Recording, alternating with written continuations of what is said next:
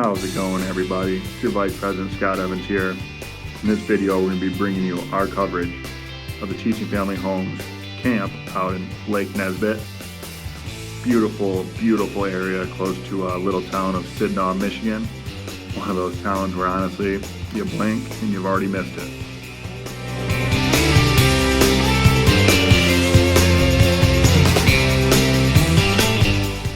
Teaching Family Homes is another incredible nonprofit organization up here in Michigan's Upper Peninsula.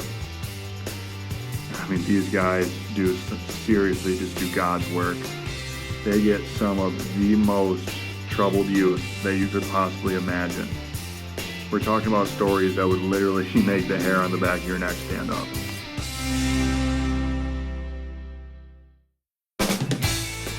We've been working with the incredible staff at Teaching Family Homes and a handful of the youth for almost a year now. We've been blessed to have the opportunity to take quite a few of the kids fishing, majority of them for the first time. And honestly, being able to watch what happens when you share your passion and just being able to see that passion being sparked in other people is one of the main reasons that we do what we do. But sadly, due to some political things with the Department of Health and Human Services, we're not allowed to show you guys the faces of any of these kids. So you'll just have to deal with the majority of this video being me reeling in just some incredible largemouth.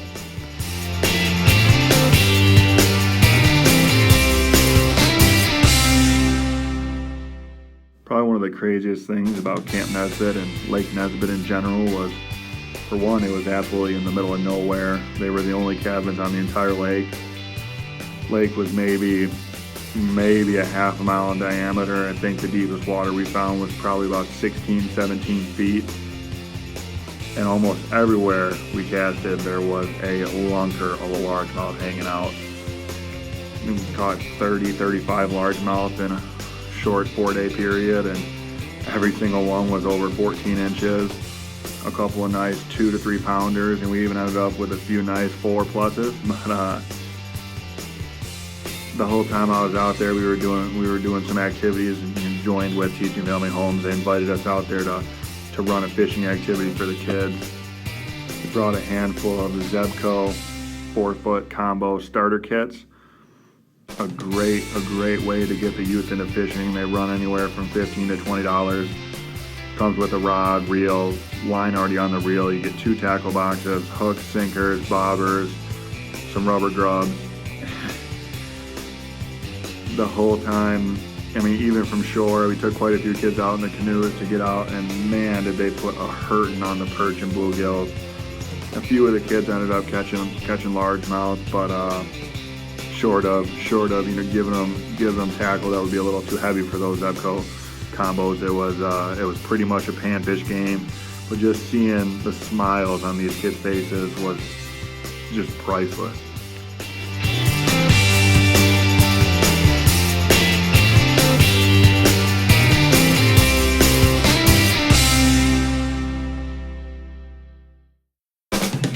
Take a moment to share one of our core beliefs, fishing related beliefs, and that is, regardless of how unique the fishery is, but especially when you're on a small body of water catching nice fish, you have to put them back if you want that to last. We plan to be able to go out to this camp every year for as long as they do it.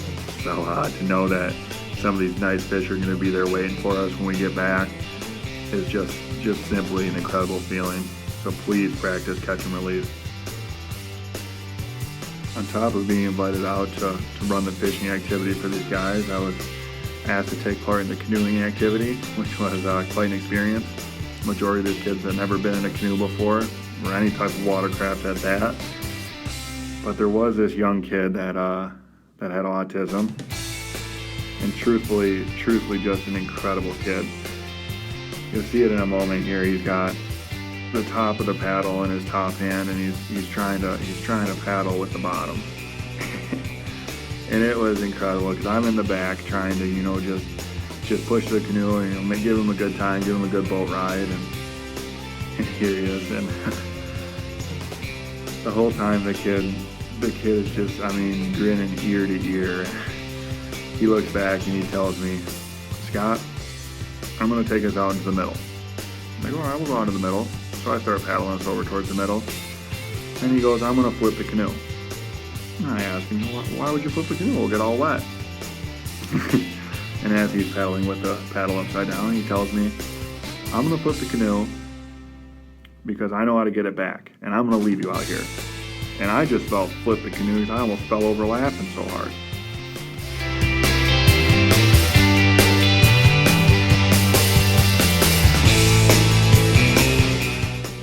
On the second to last day of the camp, we were talking with the owner, and he was telling us about a lake that was about a half mile through the woods, twice the size of the one we were on. I believe it was called Norway Lake.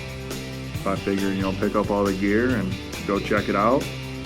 Nice thing about having an alpaca raft is it weighs about 5 pounds, so throwing it over your shoulder and going on a stroll through the woods is easy business.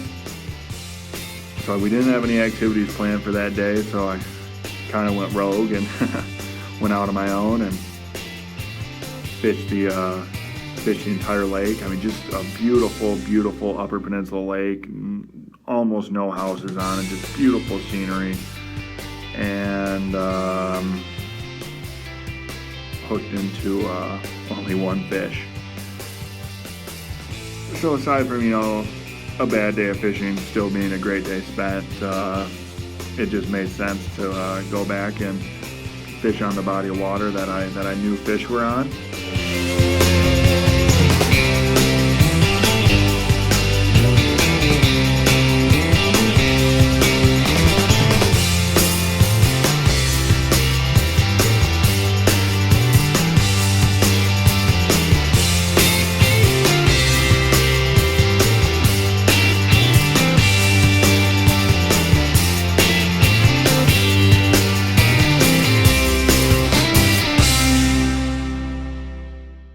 So after a long 8 hours on a body of water to only hook into and lose one fish, decided it was about time to head her back to camp, get back, pack up all the gear, go strolling back through the woods, and made it back just in time to take part in the archery activity.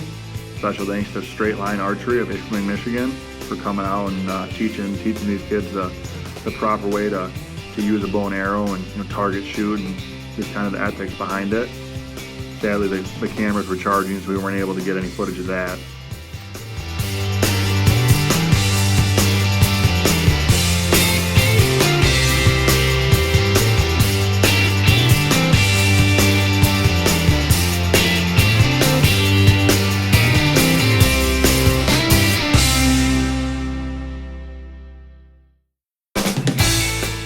But as soon as the archery activity was done, we had some more downtime.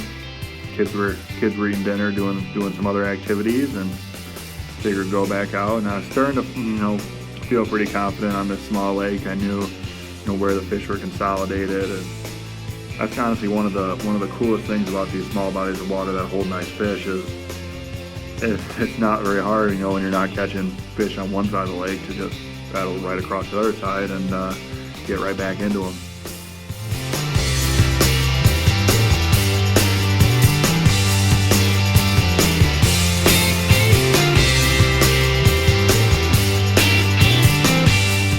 One of the baits that I really fell in love with on this trip is a chatterbait. It's basically a weighted jig head, but it's got a little metal lip in the front that vibrates. You can feel this thing vibrating all the way down to your wrist when you're reeling it in. It pushes a lot of water, makes a lot of noise, and man, did those largemouths love it. We just had a blue and just a light blue, kind of clear with some sparkles in it, a single tail Yamamoto that we were using as a trailer on that. If you guys have never used a chatterbait before, I highly recommend it. They're a great bait, and we went out and put I think we got another half dozen in our tackle box now. We had that much fun with them, and now we've got that much confidence in them.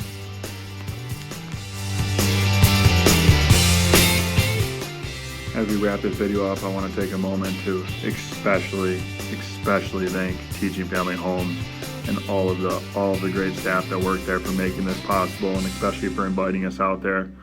Special thanks to Straight Line Archery for putting on the archery activity, and take a moment to thank our sponsors. Thank you, Pike Dreamers. Thank you, Mac Daddy Seafood Sauce. This is your Vice President Scott Evans here. Hope you guys enjoyed the video. Like, comment, share, and as always, happy adventures.